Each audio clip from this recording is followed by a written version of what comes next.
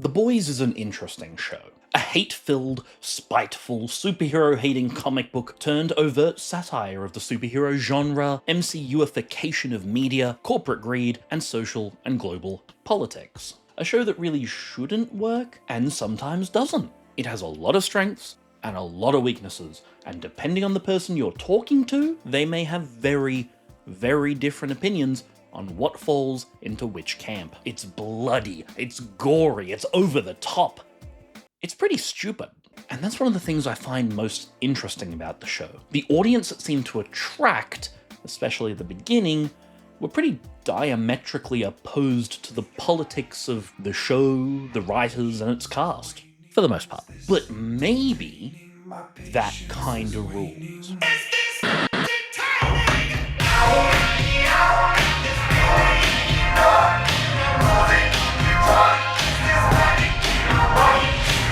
I remember speaking to a friend and we were talking about what shows we were currently watching. And the moment I mentioned The Boys, they sighed, they waved me and the idea of the show off wholesale. They had seen a trailer or two, seen some clips that had been shared here or there, and made some assumptions about the show and what it had to say. And you know what?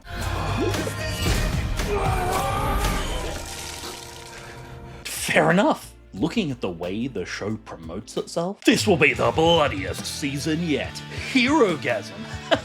Sex. You won't believe the shocking thing we show on screen this season. So first, he had sex with the octopus, and then he had to eat the octopus? Oh, the boys. The show advertises to a very particular audience that, even as a fan of the show, to be honest, even I don't think I'm a part of. I don't really care for the overt bloodiness or shock value stunts the show has. In fact, I think its darkest and more shocking moments are actually when the show is a bit more restrained. The plane scene from the first season still makes my skin crawl thinking about it to this day. I remember just watching it in stunned silence. Even the scene I alluded to earlier of someone forced to eat an octopus, it's not shocking for the act itself, but what it meant for that character. The constant head-exploding, penis-elongating, whale-impaling shock value shots can be fun, but they don't really do a lot for me. But maybe that's the beauty of it. See, when I told my friend what the show was really about, the themes that it explores and what it's actually trying to satire, they became a lot more interested. In the end, the show wasn't for them, and it probably was never gonna be for them. But that's because they aren't the kind of person that was gonna like a bloody, action-filled, tough guy superhero show. You wanna fuck me?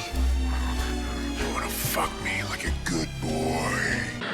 But I happen to know a demographic that statistically are a lot more likely to. I mentioned how the advertising and the clips they had seen of the show turned my friend off pretty quick. But, generally speaking of course, you know who's probably gonna eat all that shit right up? Teenagers and young men. Impressionable men who want a show a little bit more edgy and mature than the current cape shit Marvel's spitting out. Exactly the kind of men who want strong male characters doing tough guy shit. The ads were more aimed to a certain demographic of men who probably have really terrible opinions on Brie Larson. And how do I know this? Just look at the feedback from season 3. The first 2 seasons of The Boys were a little bit more subtle. Now when I say that, I mean a brick to the face as opposed to the whole fucking house. And yet, it still managed to go over the head of some of its more die-hard fans. For example, the episode that featured Vought World, and the characters commenting on the fake corporate woke surroundings of the theme park, and how companies on large will pretend to be all for social causes if they think it will give them good publicity, but not actually make any meaningful contribution to the cause, or sometimes actively working against their efforts behind the scenes. Some people took that as the show making fun of gay people. Caw!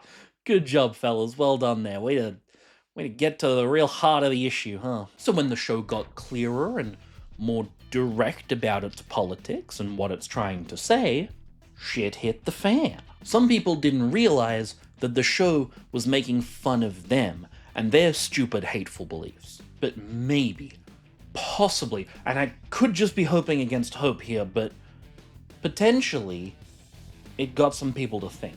There's an idea in some circles that maybe the left need a Joe Rogan type. Someone that could appeal to young men in a language that they're actually going to respond to. Unfortunately, young men are becoming more and more conservative, yet still wanting to push the boundaries of what is acceptable both socially and in popular culture, but like in a lame way. My God, he stabbed her! Not her! My pronouns are they, them. He stabbed them! Oh yeah, because you know it's been long overdue a challenge. The trans community. There's this weird swing back into traditional masculinity, and unfortunately there are tons of masculine influencers ready to tell them that women are the real cause of this issue, which is one thing I really appreciate about The Boys and its marketing. And I'm not saying the left need an edgy dude to appeal to all the young men, and if we find them, all the problems are gonna be solved. But I know for a fact that if this kind of show was out when I was 15 or 16, it is all I'd be talking about. Gen V, a perfectly average show when watching as a 28-year-old man, would have been my favorite show ever made as a wannabe edgy teen.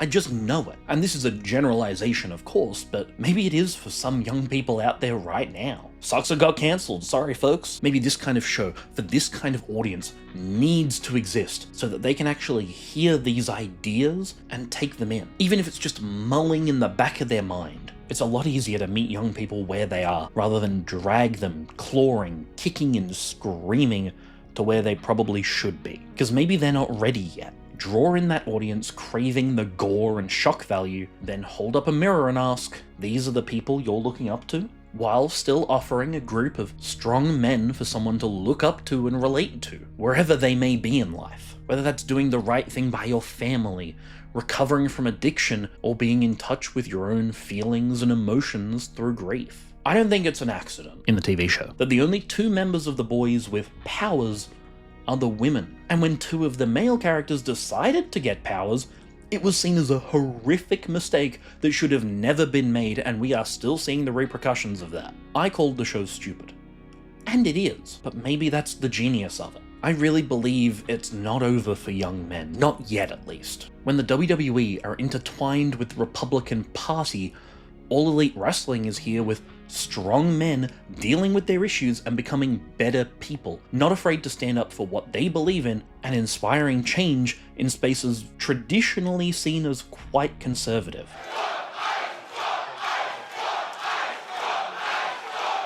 In a sea of shock value, slur-ridden comedians, Daniel Sloss is not only one of the funniest comedians working today, being that edgy, controversial, he'll say anything comedian that right-wing hacks think they are, but also has messages calling for men to be better every day and accountable for their actions and inactions. Because I know it can be done, because I know how I fucking failed at it. Talk to your fucking boys. And Andor is just left-wing propaganda calling for violent revolution, but in Star Wars. And it rules so damn hard. It's unbelievable Disney let it happen. I'm not saying The Boys is a perfect show, far fucking from it. But I do think it has the opportunity to reach audiences that other media may not be able to. And that rules. We should embrace that. Will it work on everyone? No.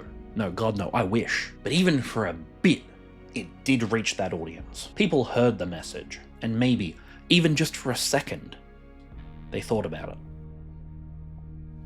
Thank you so much for watching. If you could do the like, do the subscribe, do all the stuff, share the video, comment down below, what are you thinking of the last season? Hopefully I got this video up either right before or just as the finale hit, so hey, was it good? I hope so. Other media that you think might be able to reach some people that otherwise we might not be hitting.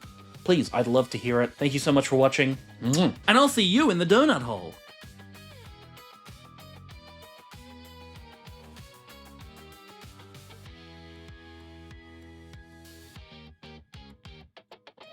Yeah, it's a donut hole. It's good.